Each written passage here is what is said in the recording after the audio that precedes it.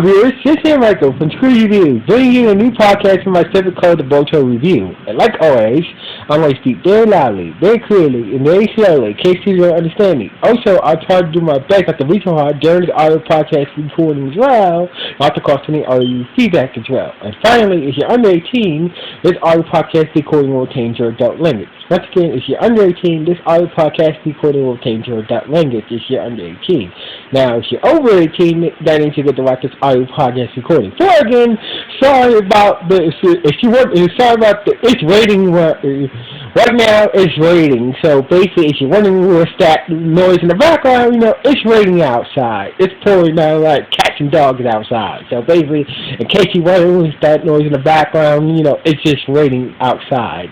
So anyway, with this and everything else at the way, let's get into the latest episode of Boruto. So basically, this episode starts off like this.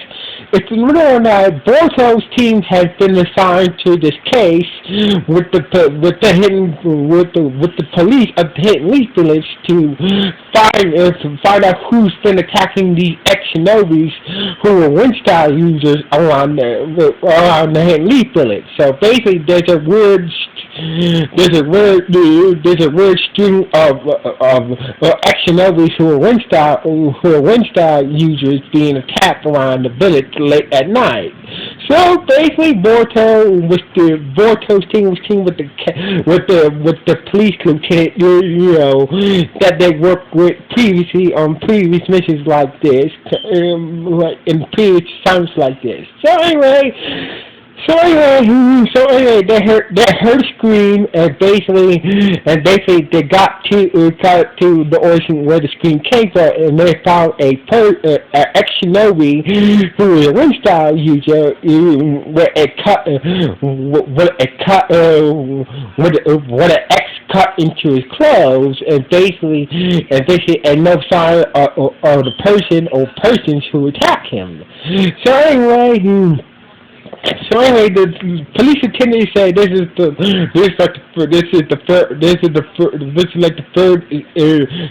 third shinobi ex-shinobi who is a wind-style user got attacked this week. We need to find out who's behind these attacks and why they're doing this. So anyway, basically Boruto and the others, since they were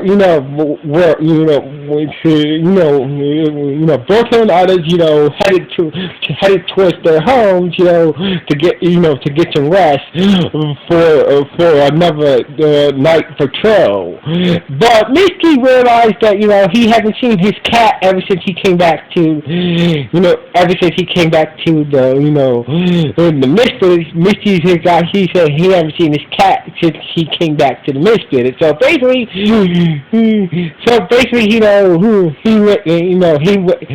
didn't want to go home yet until he knows where his cat is at. So anyway, basically Misty went to the local grocery store. So said a lot of cats seem to hang out around there because of the grocery store owner.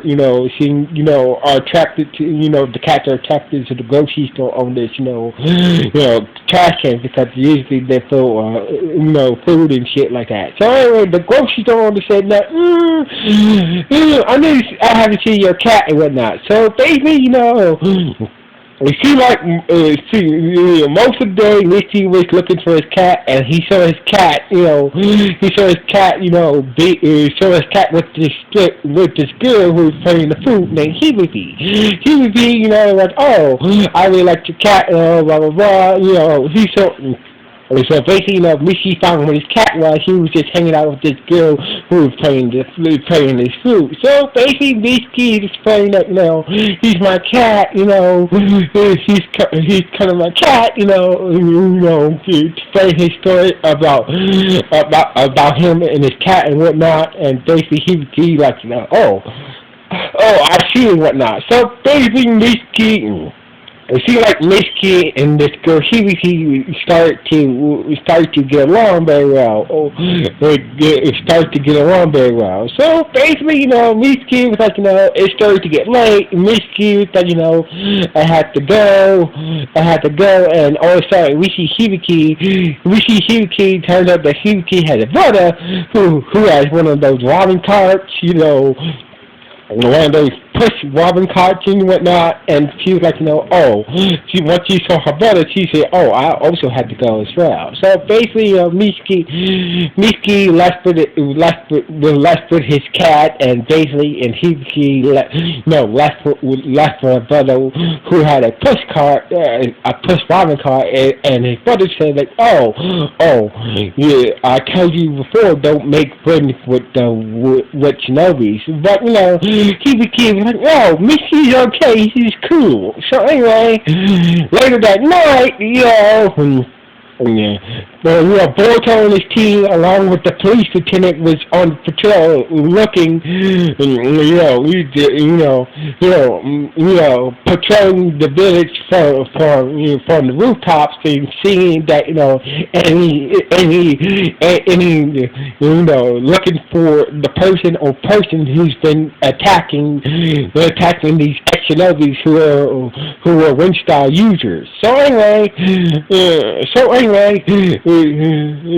they decided to split up and whatnot, and basically Mitsuki heard a scream, and once again the people, and he spotted the people who's been, he started the people who've been attacking these ex-Shinobis who are Wind-style users, and basically they were wearing masks. So basically, they just finished attacking a ex-Shinobi who is a Wind-style user, and basically cut an axe through his clothes, and it looked like they were about to leave when they spotted Mitsuki, but Mitsuki managed to wound one of them, and started to chase after them, So basically,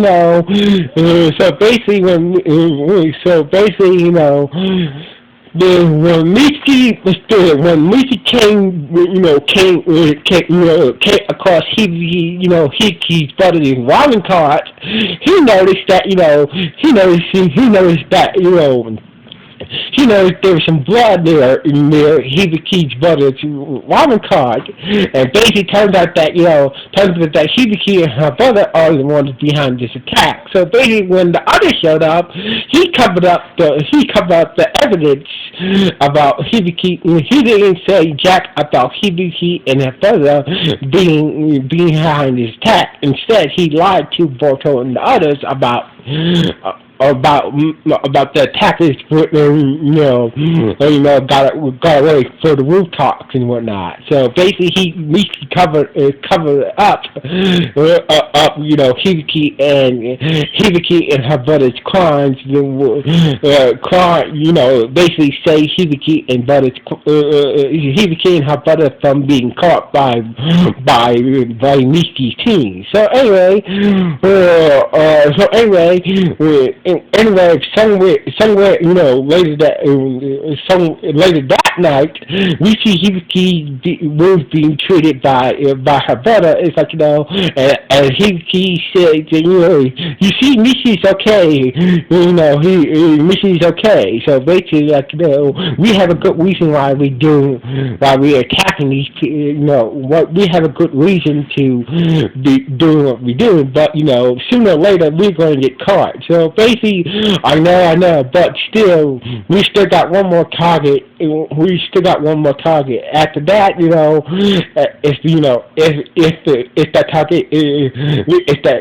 still got one more target. After that, we'll leave the village after that and have normal lives. So anyway, now we know that Hibiki and her brother, and her brother seems to have a good reason why they're doing it. So anyway, Miski, so basically the next day, Miski came to the hospital, probably visiting this dude who, visiting somebody from the hospital, and basically he saw Hibiki, struggling to pay her food after being injured by one of Miski's kunai. So basically, Miski was like, all right, let's cut the crap. So basically, I know that you and your brother have been attacking these ex-shinobis that are Wind-style users. For what reason? So basically, he keeps saying, my father, my father was a ninja just like you, but one day he tried to stop a robber and basically, and got killed. So basically, me and my brother are looking for a robber who has an my father managed to the robber kill my father. So basically, but my father managed to use his sword. Basically, this flute is actually a sword, and basically, managed to scar that robber with an X scar mark on his chest. So basically, the person that we're looking for, it has is a Wind-style user and whatnot. So basically, Miski understanding. So basically, Miski understand that, understand the point, but still, Miski say that, I'm gonna get you, I'll get you the benefit, I'll get you and your brother the benefit out here, but still, the next time, but if you guys attack anybody else again, I will have no choice but to take you. I will have no choice but to whack you guys out and take you guys down. So basically, he gave me for pretty much the heads up that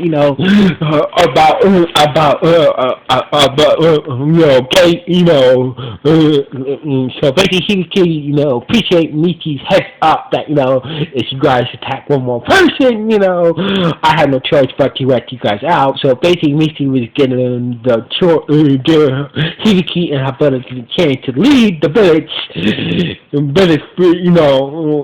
the village now.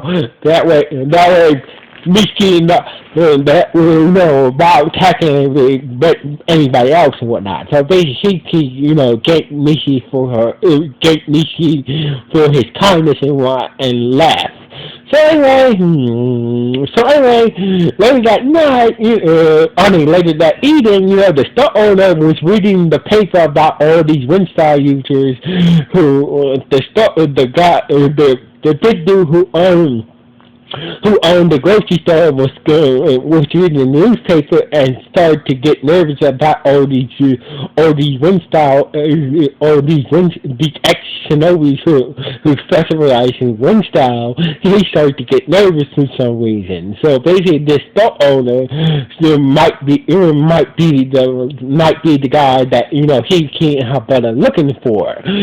So anyway, later that night, the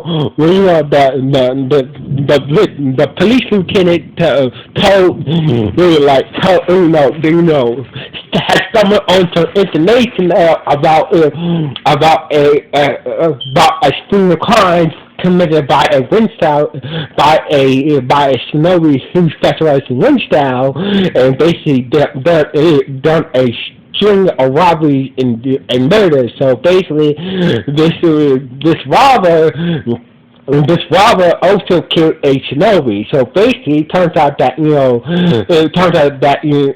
that grocery store dude fits the description of the so-called robber / murderer who killed the shinobi. So basically, Miki figured out that he was going to target the owner of the grocery store. So basically, it turns out the owner of the grocery store was the person that Hibiki and her brother was looking for this whole time.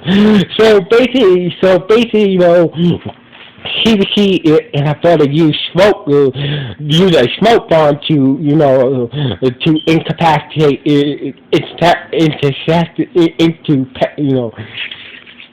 incapacitate the victim. But, the grocery store owner, figured that they would do something like that and came prepared. So basically, but his wind style was too powerful for Hibiki and her brother to overcome. And she's like, it seemed like they were about to get their asses, seemed like they were about to about to get killed by the person that killed their father. So basically, lucky that Nishiki showed up and Boruto and Nishiki showed up and saved them along with Boruto and the others. So basically, with a little help from Nishiki's, cat, they're able to see the scar, the X scar, the scar that is shaped like an X on his chest, and prove that he was the one who killed Hibiki and her brother's father. So basically, everything was okay. But Hibiki brought, the grocery store owner got punished for all the crimes and murders that he did, before becoming to the least village. As for Hibiki and her brother, they were just banned from the village. So basically, they had no choice but to leave the least village after what they did. So basically, they didn't went to jail. They just got banned from the hidden leaf village. And basically, so basically they're at the main gate before, Hibiki said, before Hibiki left with her brother, he gave Nishi's cat, some special sardines and and make sure that, hope that one day we could see you again, Nishi. Me and my brother are going to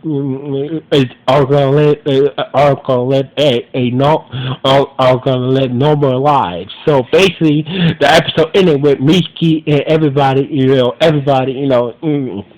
seeing Hibiki and her brother leave the village, and Nishi cat eating these special sardine fish, and basically that's how the episode ended. So anyway, this was an okay episode. Anyway, what do you guys think? Anyway, sign off. One.